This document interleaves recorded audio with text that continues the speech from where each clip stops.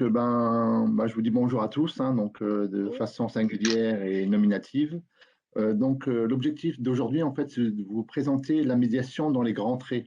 En fait, un peu d'historique, d'où vient la médiation, quelle est la médiation, l'évolution et quels sont les enjeux aujourd'hui. Donc, ce qui est important d'abord de savoir de quelle place je parle. Je suis actuellement directeur associatif d'une prévention spécialisée sur Colmar. J'ai été anciennement chef de service de la médiation et de la tranquillité publique sur Mulhouse plus de 10 ans. Donc, j'encadrais en tout 24 médiateurs et 26 agents de tranquillité publique. Après, on verra, si vous voulez, qu'on fasse la différence entre un médiateur et un agent de tranquillité publique. Et je suis donc notamment praticien-chercheur et formateur en médiation sociale et travail social. Donc, j'interviens dans différentes écoles de moniteurs éducateurs, d'éducateurs spécialisés, et j'interviens dans le Grand Est et un peu partout en France à la demande. Donc, le déroulé de l'intervention. L'objectif, c'est de donner une présentation assez synthétique pour vous laisser assez de place pour avoir une interaction, comme le disait Sandrine, répondre à vos questions, vos interrogations. Il y a déjà des questions qui me viennent en tête avant que vous me les posez, hein, donc c'est moi qui vais vous les poser, donc préparez-les. Quelle est la différence entre un médiateur social et un animateur? Parce qu'on a pas mal de centres sociaux, donc gardez ça sur un coin de votre tête. Hein. En fait, l'objectif, comme je vous dis, mieux connaître le métier de la médiation sociale. C'est diverses interventions selon les besoins de la structure. Donc, on donnera 3-4 exemples là où les médiateurs interviennent souvent. La plus-value de la médiation sociale par rapport à d'autres corps de métier. Et enfin, les questions-réponses par rapport aux employeurs et les personnes qui sont présentes. Madame Paillard, vous pourrez également poser des questions. Merci. Donc, rapidement, lorsqu'on parle de médiation, en fait, il y a différents styles de médiation. Ça peut être la médiation pénale, la médiation familiale. Nous, on va s'intéresser exclusivement sur la médiation sociale. En fait, la médiation sociale, si on fait un bref historique, elle a toujours existé depuis l'aube des temps. Hein. Les personnes qui exerçaient de la médiation sociale, c'était en fait les sages du village, le religieux, c'était celui qui avait le savoir. Tout doucement, avec l'avancée sociétale, notamment par rapport à Napoléon, qui a mis en place en fait son code civil en 1804, notamment, où on était en point de tout judiciariser. À chaque fois qu'il y avait un problème, on devait trouver en fait un protocole pour le régler, qui se faisait à l'époque naturellement. Hein. Et donc, dans la montée des années 80, notamment, c'est la montée de l'individualisme, où en fait, on est passé d'une mentalité, on va dire, rurale à une mentalité urbaine. C'est-à-dire que les personnes étaient amenées à vivre enfermées, donc dans les bâtiments, dans des maisons, dans les pavillons. Et le fait de s'écarter un peu plus du vivre ensemble, on a commencé à sentir le délitement du lien social. Et là, ce qui est apparu réellement, c'est là où ça a eu un boom dans les années 80, notamment avec les emplois jeunes, entre autres, qui sont arrivés après, notamment suite à un dysfonctionnement des tensions urbaines, notamment avec, on parlait des violences urbaines. Ceux qui ont un peu plus de mémoire, on parlait notamment des bavures policières, notamment à Lyon, notamment à Paris, où on parlait en fait de ces dérives. En fait, dans les années 80, quand on parlait de la médiation sociale, en fait, c'était Mitterrand qui avait mis en place la politique des grands frères. La politique des grands frères, c'était quoi? C'était en fait, on prenait des personnes issues du quartier, donc qui devaient intervenir pour s'occuper, entre guillemets, des petits frères. Donc, moi, ces personnes, je les ai surnommées par la force des choses les schizophrènes. Pourquoi? Parce qu'ils avaient une position double. S'ils étaient trop proches des jeunes, on disait qu'ils étaient de connivence avec ces jeunes. S'ils étaient trop proches de la mairie et de l'employeur, on disait que c'était des balances. Ces personnes, en fait, faisaient les choses avec leur tripes, avec du bon sens, mais le bon sens ne suffit pas. On leur demandait d'intervenir un peu partout, là où les autres corps de métier n'intervenaient pas, notamment les éducateurs spécialisés qui n'étaient pas formés sur la violence de ces jeunes. Donc, ils ne savaient pas quoi faire. Donc, ils sont mis en place tout doucement. Et ce qui leur manquait à l'époque, c'était un cadre, leur degré d'intervention, jusqu'où ils pouvaient aller. Donc, le fait que les employeurs, notamment par rapport aux emplois jeunes, n'avaient pas forcément de fiches de poste réelles. En fait, ils avaient l'opportunité d'avoir en fait des emplois à bon marché, c'est-à-dire ils avaient une aide financière qui était non négligeable, et suivant ça, ils les mettaient sur le terrain. Donc, ces médiateurs qui se retrouvaient avec leurs baguettes et leurs bâtons de pèlerin en train de rechercher le juste milieu de leur intervention, ils se sont sentis confrontés notamment par rapport aux éducateurs, les animateurs et les assistantes sociales. C'est pour ça qu'il est important de pouvoir définir actuellement les enjeux entre les années 2000 et aujourd'hui. Les années 2000 ont permis notamment de donner une définition européenne qui apporte un cadre. Donc là, on va avancer un peu. Notamment, quand on pose la question, à défaut de donner une définition par la positive, on va donner une définition par la négative. C'est-à-dire, quand on dit un médiateur qu'il est, donc à défaut de dire qu'il est, on dit ce qu'il n'est pas surtout. Il n'est pas un éducateur, il n'est pas un animateur, il n'est pas une assistante sociale, ce n'est pas un agent de sécurité. Une fois qu'on a dit ça, on a dit quoi? Donc, il est important de voir que le médiateur intervient pour contribuer au lien social. En fait, médiarer entre deux. Donc, c'est ça qui est important de savoir la justesse du positionnement du médiateur. Un médiateur, par rapport à la définition européenne qu'on va donner, vous allez voir qu'il y a deux grandes entités qui ressortent. On parle de création et de réparation du lien social, qu'on appelle le vivre ensemble. Ça, c'est une première phase de l'intervention de la médiation. L'autre phase, c'est notamment les règlements de conflits de la vie quotidienne. Généralement, quand on pense à médiateur, on pense forcément à la gestion de conflits, mais ce n'est pas que ça. C'est aussi le vivre ensemble qui est important. Et la particularité de ce médiateur comparé à, on va dire, il n'est pas dans l'arbitrage, il n'est pas dans la conciliation, il est là dans la médiation. C'est-à-dire qu'il est neutre, indépendant, impartial. C'est important. Impartial, c'est-à-dire qu'il n'a pas de jugement pris, il n'est pas là pour dire qui a raison, qui a tort. Il est indépendant, c'est-à-dire qu'il a un pouvoir de se détacher des institutions, quelque part. Et là, l'objectif, c'est toujours le vivre ensemble et régler les conflits. Maintenant, je vais vous donner une définition empirique que j'ai pu faire notamment par rapport à un mémoire que j'ai fait en 2015 qui s'appelle Accompagner la professionnalisation des médiateurs.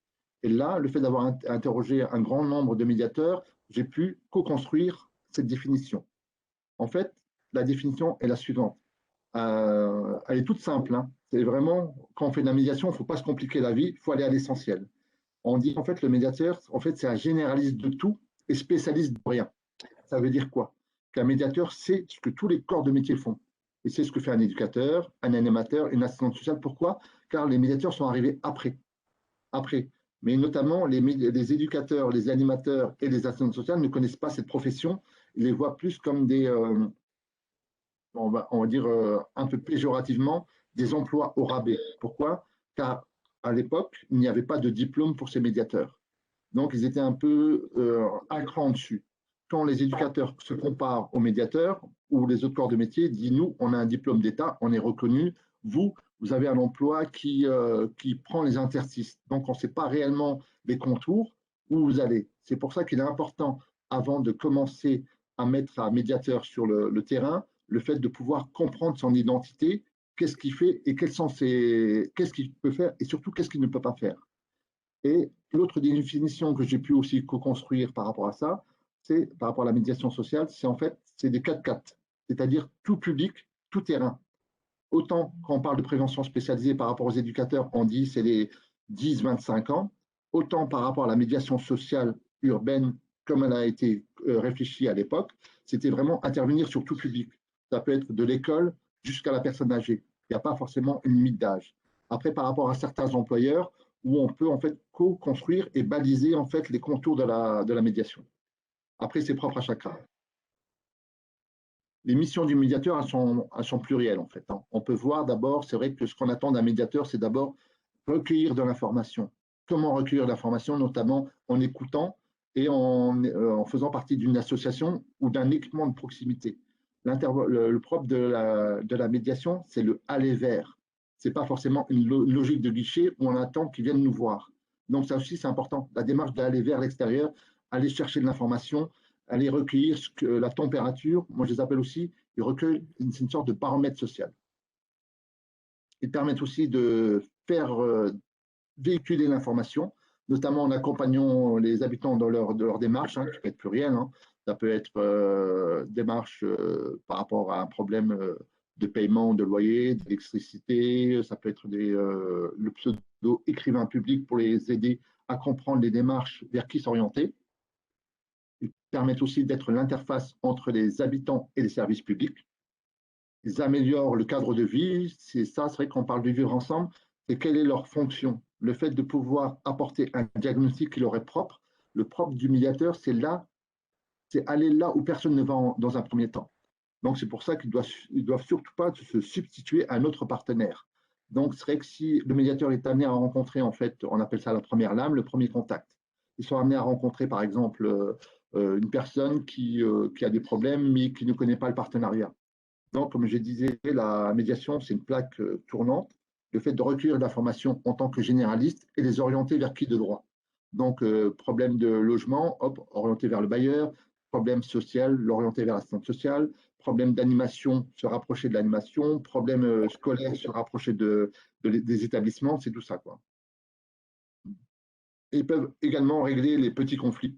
Donc, les petits conflits. Donc, sur les médiations, on voit souvent le conflit de voisinage, en fait, qui incombe énormément la police. J'explique. Notamment, quand il y a un conflit de voisinage, les gens, comme je vous avais dit, ne se parlent plus. En fait, on appelle ça les cités fantômes. On n'entend que les portes claquer et les gens regarder sur le Judas pour voir qui est là et qui n'est pas là. Dès que la porte est fermée, les gens sortent. Et quand il y a du bruit, le premier réflexe, c'est d'appeler la police. Donc, les personnes vont voir la police pour porter plainte. Mais vu qu'on ne peut pas porter plainte par rapport à la nuisance sonore, on fait une main courante. On a les protagonistes qui interviennent et les protagonistes peuvent se voir. Vu que ce n'est pas judiciarisable, c'est des dossiers classés sans suite. Concrètement, ça crée quoi? Des grosses frustrations et ça envenime encore plus les choses. La médiation sociale, là, elle a tout son sens par rapport à ça. Elle permet notamment de désengorger les commissariats et pouvoir apporter une réponse. À 80%, les solutions sont trouvées. Car le vivre ensemble, c'est vraiment voir ce que l'autre a compris. Et les gens, en fait, chacun pense détenir sa vérité. Et le fait de ne pas se parler et de ne pas avoir un facilitateur pour qu'ils puissent parler ensemble, ça, c'est important. Et renforcer la vie associative, notamment, on voit beaucoup maintenant de médiateurs qui interviennent sur la démocratie participative, interviennent aussi dans les conseils citoyens pour essayer de développer une certaine dynamique, une certaine l'empowerment, le pouvoir d'agir. Donc, on disait notamment la médiation, l'un des exemples, ils peuvent intervenir dans le champ scolaire. Comment? Ben, notamment en faisant. Il y a beaucoup de médiateurs qui interviennent aux abords des écoles.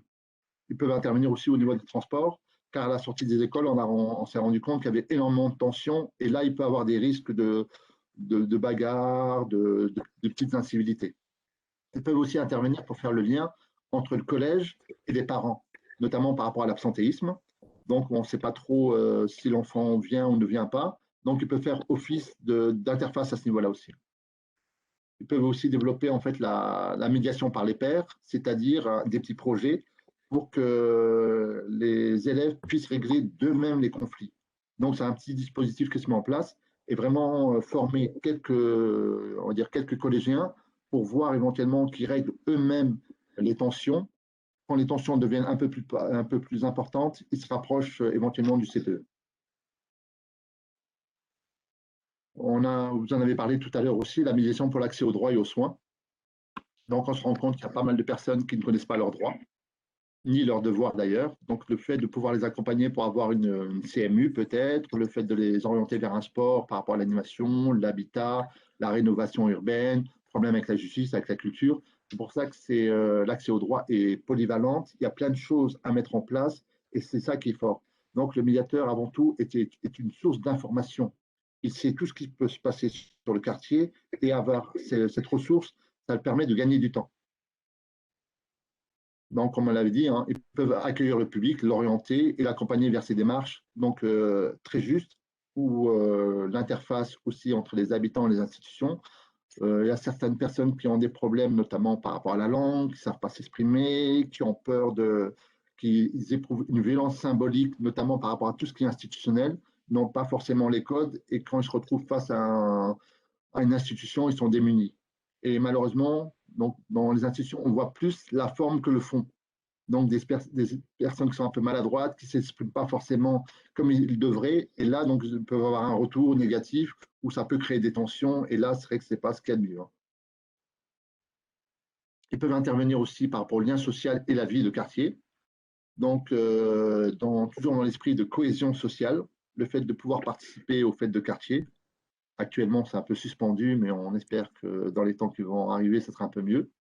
Mobiliser les habitants pour vraiment leur donner en fait cette passerelle pour qu'ils puissent vraiment être autonomes.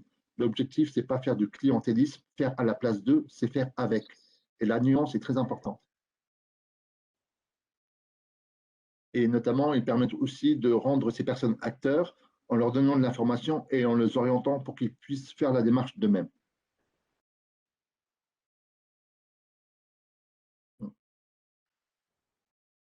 Donc, je vous avais dit, explication très synthétique pour vous laisser de la place pour que ça soit interactif. J'espère avoir été clair, parce que là, c'est vrai on n'a pas beaucoup de temps, donc on va à l'essentiel. Donc, je vous écoute. Le métier de la médiation, c'est un métier qui est toujours en mouvement, qui n'est jamais un arrêt sur image. Il est tout le temps en lien avec l'évolution sociétale. La fracture numérique, il y a quelques années, on n'en parlait pas. Donc là, on n'était pas dans ça. Là, on se retrouve devant un nouveau problème où la médiation essaie de régler des problèmes qui n'existaient pas avant et que personne ne fait actuellement. Donc, le fait de pouvoir se glisser vers ces interstices, c'est ça qui est important par rapport à la médiation sociale. La médiation sociale par rapport à d'autres corps de métier, où en fait, on appelle ça des corporations, c'est-à-dire des métiers qui sont enfermés dans une entité propre et qui n'ont pas forcément évolué au fur et à mesure. La médiation, ce qui fait actuellement sa force, c'est qu'elle se remet tous les jours en question. Ce qui était valable par rapport à hier ne l'est plus aujourd'hui, avec une nouvelle situation qui était inconnue actuellement, donc on rebondit autre part. On a juste à prendre le cas de la pandémie. La pandémie, notamment, on a eu par rapport à différentes visios sur lesquelles j'ai pu partager, j'ai vu que en fait, les médiateurs, notamment aux alentours de Paris, c'était les seuls intervenants sur le terrain. Tous les autres corps de métier n'intervenaient pas. Pourquoi? Ben, eux ont cette flexibilité, ils ne s'enferment pas dans un cadre et s'adaptent à toute situation. À un moment donné, il n'y avait que les médiateurs sociaux qui étaient sur le terrain au détriment d'autres corps de métier. Donc ça, c'est important. Le aller vers, c'est vrai quand on parle de aller vers, c'est plus des médiateurs qui font des maraudes, qui font des tournées sur le terrain.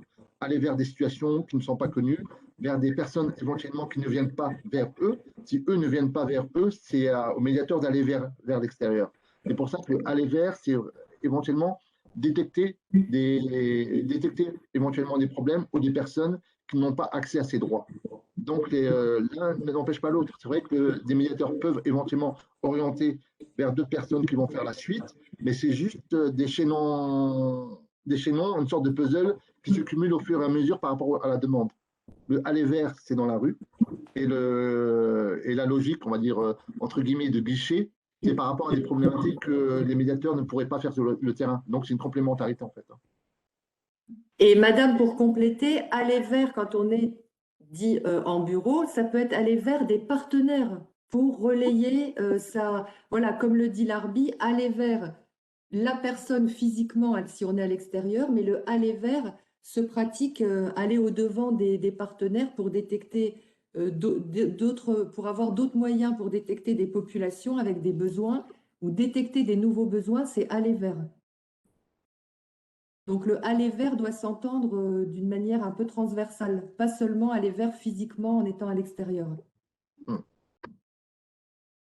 Et si je reformule ce que dit l'ARBI, la force de la médiation sociale, c'est sa capacité à s'adapter et à être, comment dire, d'une souplesse un peu plus importante que des corps de métier assez figés dans des dispositifs, en fait. Merci.